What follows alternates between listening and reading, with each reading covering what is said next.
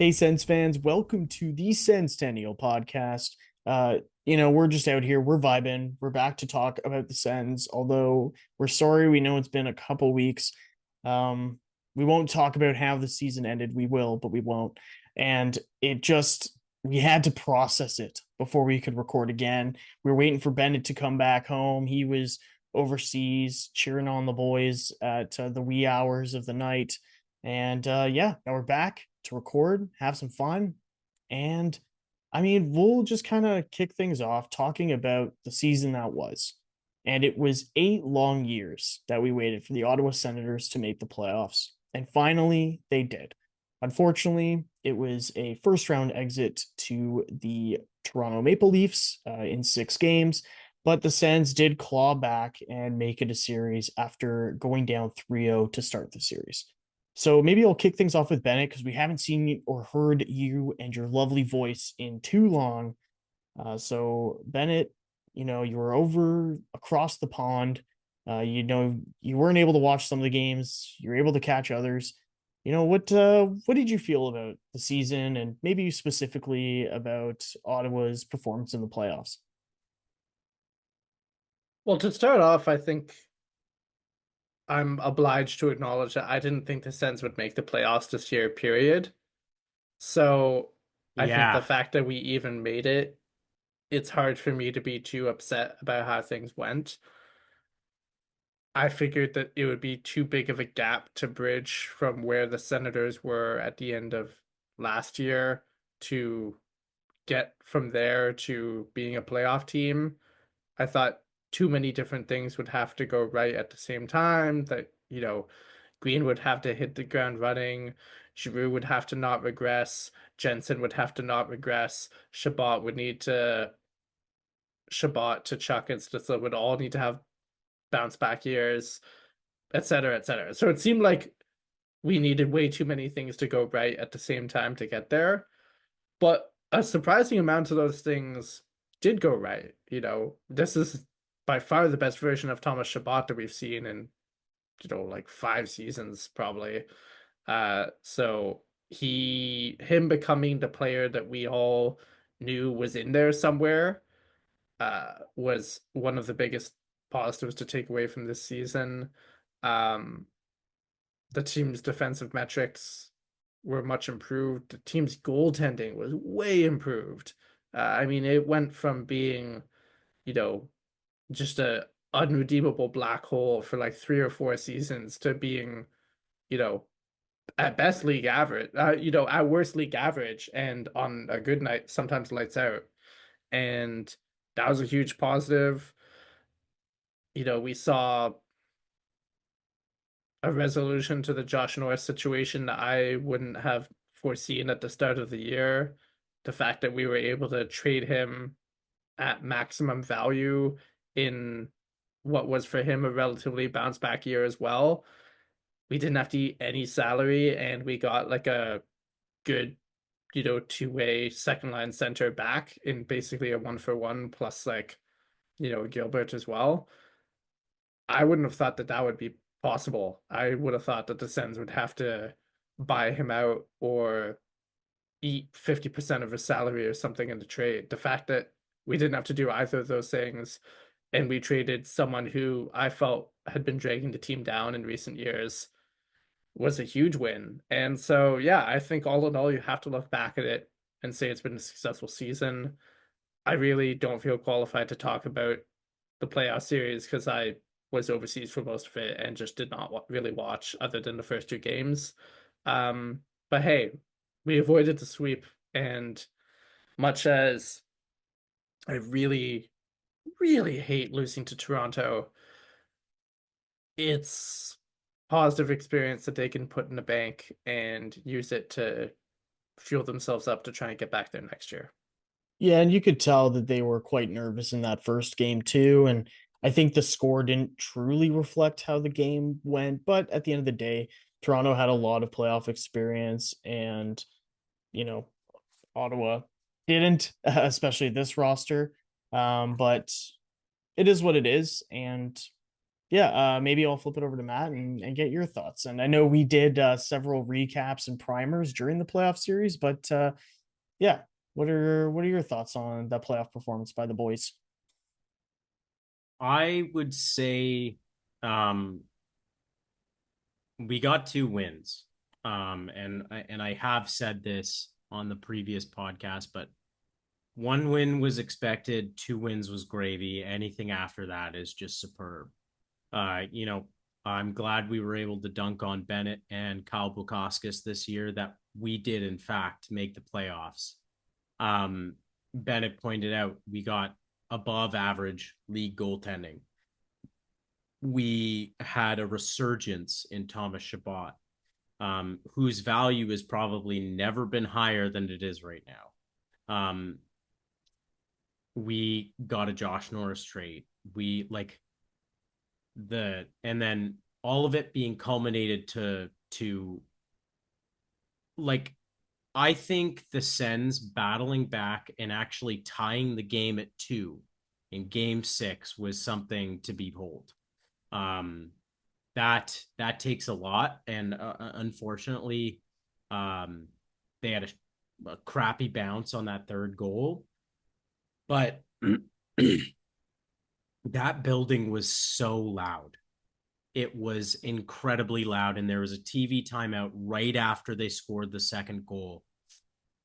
It was a 5-minute TV timeout, and it was one of the loudest I've ever heard that building, and I've been to multiple playoff games. Since hockey is back in Ottawa, since playoff hockey was back in Ottawa, and Sens fans filled that barn more than a lot of people expected them to. And I think a lot of credit has to do with how well the team's ticketing departments did this year, how well the team was connecting with the community groups this year. I really felt like this year probably couldn't have gone any better, like realistically. Um, do I feel, and have I talked to Leafs fans that also agree, that if the Sens won game 6, I think it was like a foregone conclusion there was going to be a reverse sweep. Uh, the Leafs did, like, they won the game, and like, hell yeah, all power to them. But I think after having a 3-0 lead and watching it evaporate, your mental game is gone from there. Uh, I think there are ways this team improves in the offseason, and obviously we'll get to that. Um, but what a year. Like, what a year. I'm so happy it actually happened, and we actually got to do as many episodes as we did. Like, we did episodes into May, Matt. So Yeah, that's huge.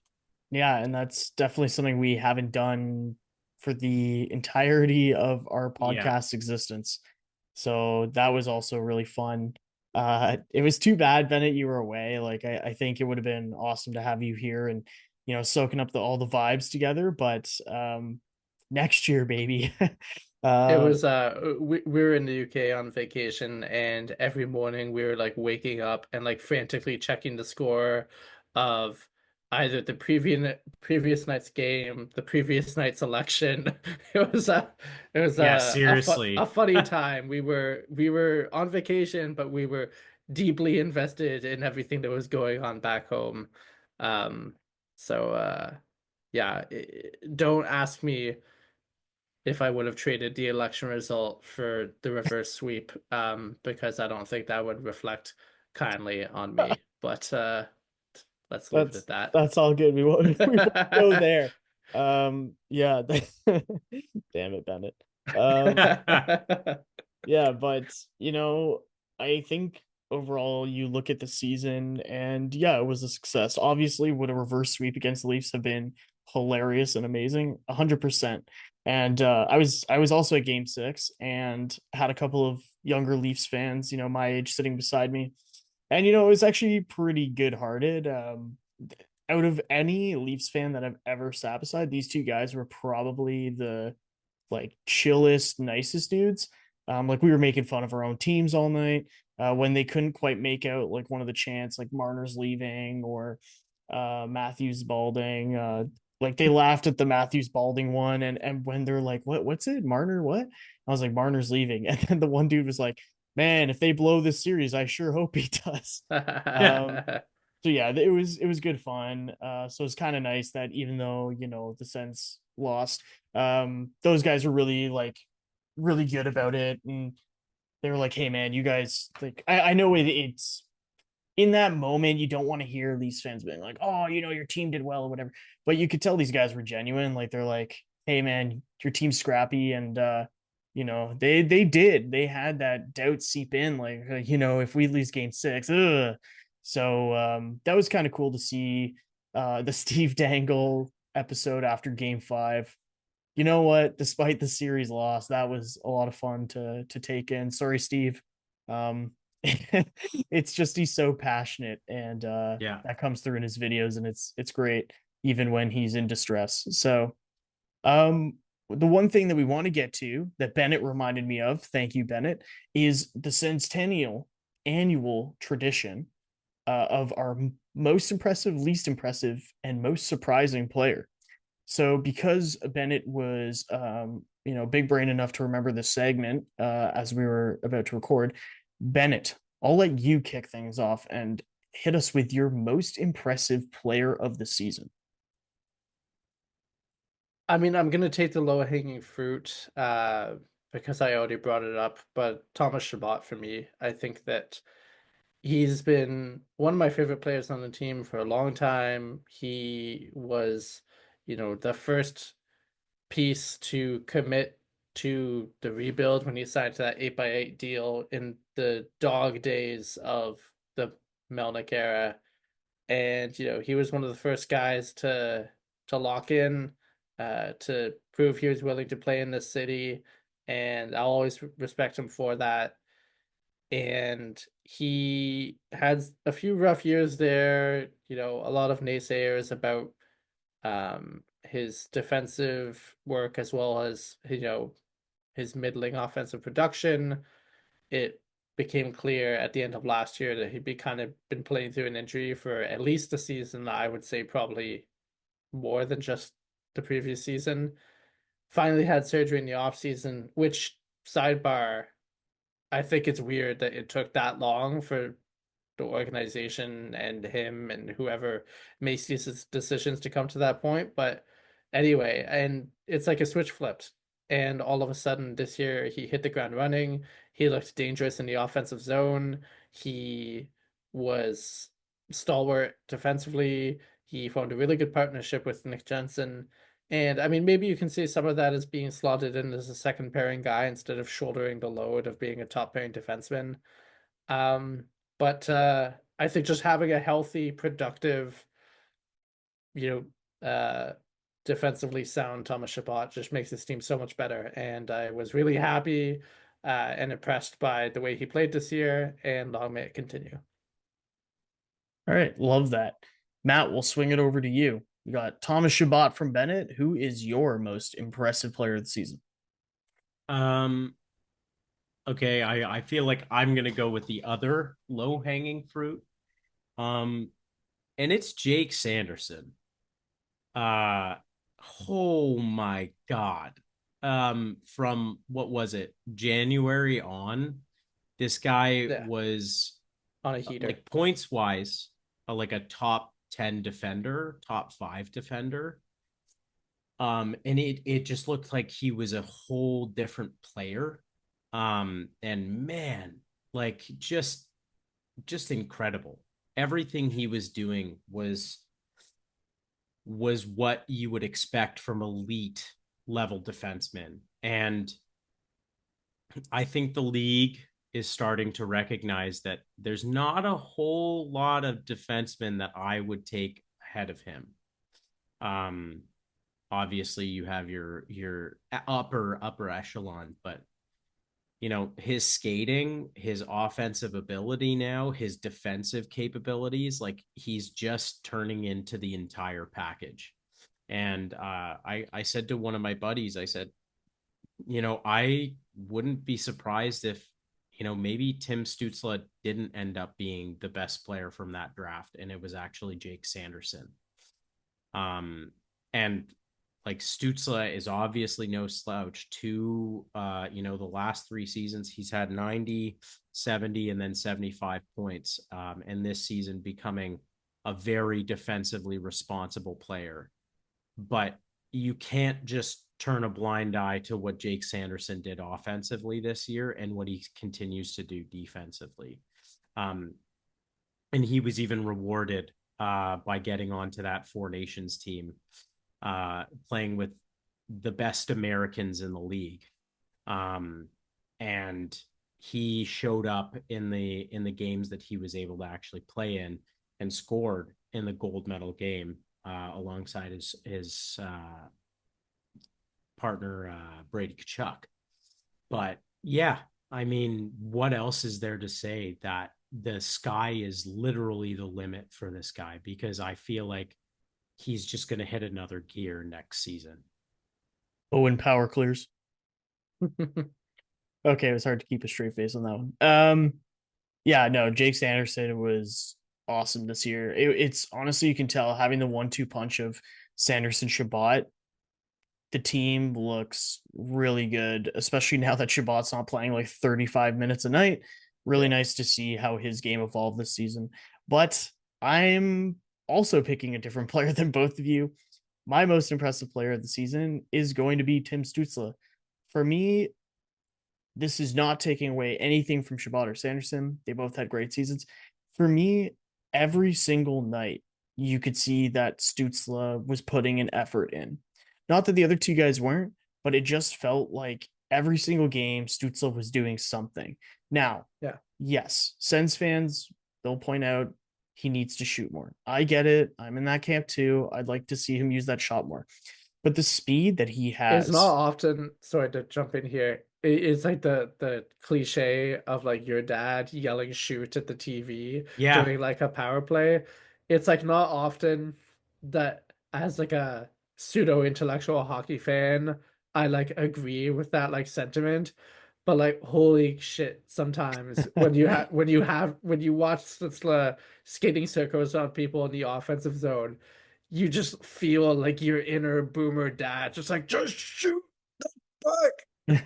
I would have shot it 2 seconds ago, but Yeah. you're fucking dangling through the fucking team again. It's if Don Cherry were still in a role with Oh CBC God. or some other broadcaster, you can guarantee that at one point he would have touched on Stutzla and how he needs to shoot the puck more. I feel And like he would have been right. he would have called Tim Stützle like Squirtle or something. Yeah. While He would trying have to made say it his weird, name. but he wouldn't have been wrong. I Yeah. don't think if he would even know what Pokemon is, to be honest, but No, I think he would have organically said, "Ah, yeah, that Tim Squirtle." Okay, that makes He a would lot. have called him like Tim Yeah. Strudel. He would have called Yeah, him, no, like I think he would have Yeah. gotten there organically somehow, but I Yeah. could just see it happening. What's his name? Yeah, that Tim Squirtle there. Just doesn't shoot enough. He's a great passer, great skater, but God dang, he does not shoot. Yeah, Tim Squirtle. Okay, well, thanks for that, guys. Segue back. It's just yeah, his speed, his ability to just be elusive. He can pivot really well. I think for me, the biggest thing that Tim Stützle needs at this point in his career is someone who is as skilled as he is, or just about that tier. When he had his 90-point season, it was Giroux's first season in Ottawa. Giroux hit a career high in goals. He was lights out. He was, as good or better as Giroux had looked in years. He was playing insane in his first season with the Sens, and him, Kachuk, and Stützle had fantastic chemistry. But now we're 2 seasons later. Giroux has lost a step. Still a smart player, still great defensively. He's still got those attributes, but he's not as offensively gifted as he was. And Brady Tkachuk obviously was in and out of the lineup this season, especially in the latter half. And I think Stützle just didn't have that go-to offensive player who could distribute the puck at nearly the same level as him or get those opportunities. And so for me, it felt like Stützle was trying to generate a lot by himself. And obviously, as we know, that rarely works in this league unless you're McDavid or McKinnon and can just shoot yourself out of a cannon and dangle through everybody and, score a goal. But Stützle is not at that superstar tier. He's a great player, but he needs someone else there to support him. And to me, well, we'll get to the offseason either later in this episode or maybe another episode, depending on how late we go here. But yeah, he needs somebody else who's at a similar level. But to me, there were stretches where he had points in, like, I think at one point it was 13 or 14 straight games. Near the start of the season, I think in the first 20 games of the season, he had points in at least 18 of the first 20 games. Like, he was on fire and he never really let up. So anyway, for me, it's Tim Stützle. Yeah. I'll flip it now to the least impressive. And Bennett, you've had a lot of time to think about this one. So who is your least impressive Sens player of the season? For once, this is a tough category because for all the reasons we've already talked about, the Sens were actually pretty decent this year. There's no glaring kind of like candidates that you think they had like a particularly crap year. I mean, like, I'm not going to say Travis Hamonic because disappointing implies that you had any expectations of them at all. Whoa, I said least impressive. Least Although I impressive. guess that still works. Yeah. Um, I'm gonna go off the board a little bit here, and I'm gonna say Artem Zub. Not because he was particularly poor when he was playing, he wasn't, but there's another season where he played only 56 games, and considering the team tends to have a wobble when he goes for his like annual injury in like January or February, um, I think it's like not great that still so much of our defense relies on him being available when it's clear at this point that he's not like the most physically robust player. Um, I think that he's a great part of the team when he's healthy, but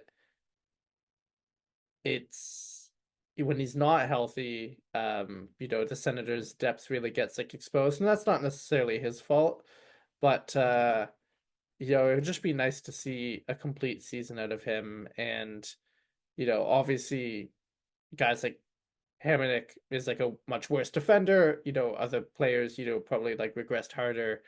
But yeah, it's just like maybe just like the dawning realization that like we can only put so much hope on Artem Zub and his ability to kind of like round out this decor, and that it's clear that we're probably going to need another piece there for this team to take another step.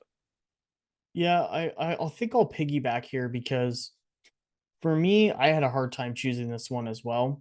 I think some of them I wanted to choose a player or two, but then thinking about it, like they were either dealing with injuries that I think kind of impacted how they were playing. For example, Jensen really impressed me to start the season. And then the team left him battling injuries for most of the season. And for me, that's not necessarily his fault alone. But man, I would have loved to have seen this team with a healthy Jensen. So I hope next season he's going to be on the last year of his contract. I really hope he can impress and maybe have a healthy season. But I think I have to agree with you on Zub. With Zub, he's still great defensively, but my biggest thing is like you could tell he was slowly gaining confidence when it came to his offensive game. And this season, he just didn't have that. And I'm not sure if that was a change with Travis Green's system or if it was Zub just not being able to get as many pucks on net or not being able to really set players up as well. And that was frustrating. He had a really nice assist in the playoffs on a David Perron goal. And like that was great to see to have him chip in offensively like that. But yeah, I kind of have to agree with you, Bennett. Like I think that Zub's one of those guys who I think he needs to, I don't know, maybe step up offensively, or if he was dealing with an injury, maybe that's what it was. But I would like to see him get more involved and on the score sheet a little more. He doesn't have to be killing it out there, but I think he has the potential to be like a 30-point defenseman and still be contributing quite a lot on defense. So I would like to see that for him. So I think I'm in agreement with you there, but I'll flip it over to other Matt and get his thoughts on the least impressive Sen for this season. Um, I feel like this one is a bit of a I'll go with another kind of low hanging fruit one, but I do, despite the situation, like I do think David Perron was the least impressive. Um, and it sucks to say that, but obviously we're going to have expectations with the salary that he was making. I feel as though when he came back, he was just okay. And I get that. And then I felt like in the later stages of the season, he was really picking it up. And you could see why he got the amount of money he did. And in the playoffs, he was solid as heck, seeing what he could do. And you could see it. But it's still 4 point some odd $1 million. And I expect quite a bit from a guy that's making that amount of money. And I didn't and he's getting older. Like that's the other issue, right? Like, so the crux is like, where does he fit next season? Is he a third line guy? Is he a fourth line guy? Is he a second line guy? Like, there are a lot of question marks on that, but I would definitely say um that he was the least impressive, or just like the guy that kind of stood out to me the most for the context and factors with which um, he's supposed to not be. And it would have been very nice to see him score more and produce more, but it didn't happen. So, and it then left a hole on our in our top six. Um, and that's something obviously we're gonna have to figure out. So All right, well, we'll shift to the last part of the segment, which is your most surprising player. And again, I'll toss it back to Bennett to kick this part off. Yeah, I mean, I thought about a lot of potential candidates for this one. Nick Jensen. I fully expected him, pessimist as I am, to be completely washed by the time he arrived here, and he was instead a very serviceable partner to Thomas Chabot, who complemented his game nicely. I could have picked someone like, I don't know, Dylan Cousins, who came on the team and really hit the ground running. But ultimately, I think it'd be almost disingenuous to pick anyone other than Adam Gaudette for most surprising. I mean, this guy scored 19 goals, almost all of which were in the first half of the season.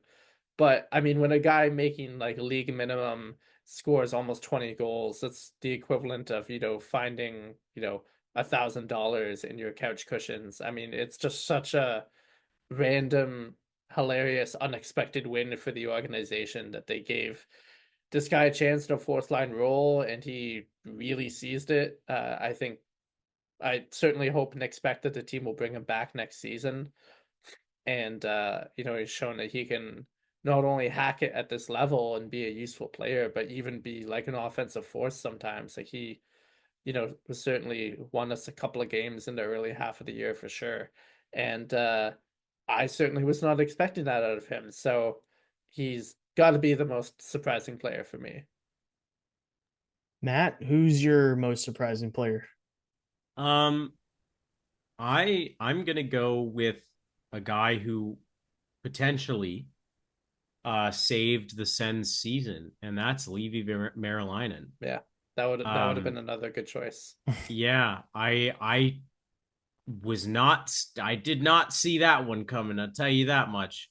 I wrote a goalie article about how to solve our backup issue, and Forsberg was struggling and we just kind of needed some stability.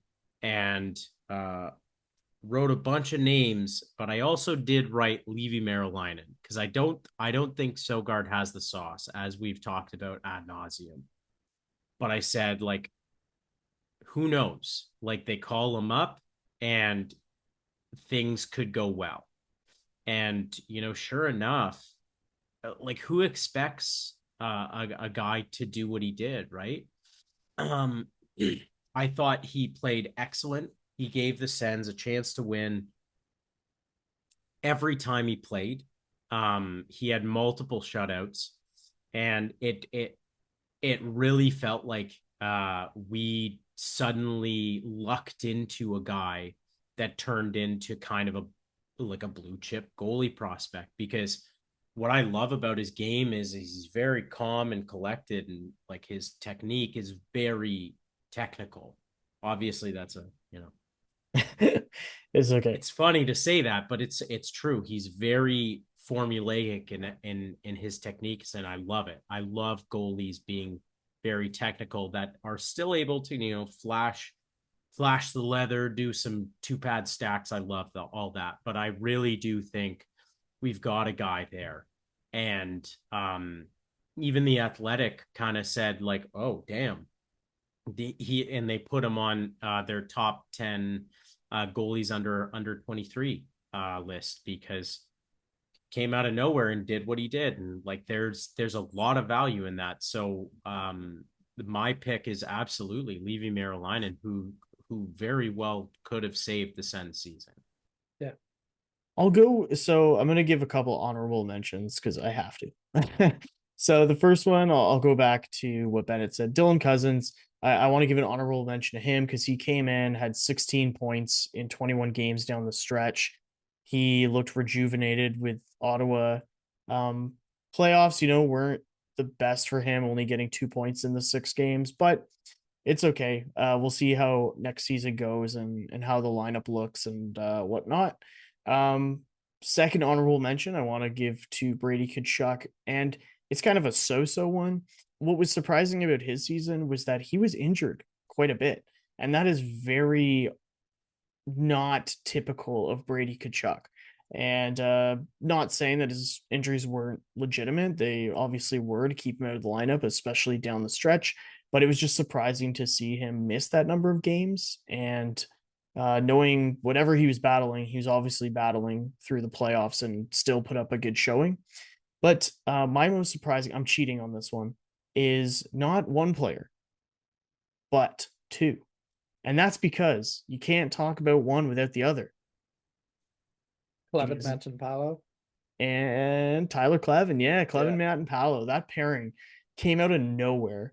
Obviously, when Brandstrom was traded, or sorry, not traded, when he wasn't qualified by the Sens, it was quite obvious that you looked at the pipeline. Tyler Clevin was the only left-handed defenseman there to step in. There were some concerns on whether he could play a full season, and you looked at the right side, and it was either JBD, who also went to Buffalo in the Norris trade, or Travis Hamonic. And JBD had kind of struggled to get a footing in the NHL, had some flashes of like being a solid player. And of course, I don't have to talk about Travis Hamonic anymore. Free agent. I don't think he'll be back. And anyway, all that to say, JBD gets traded.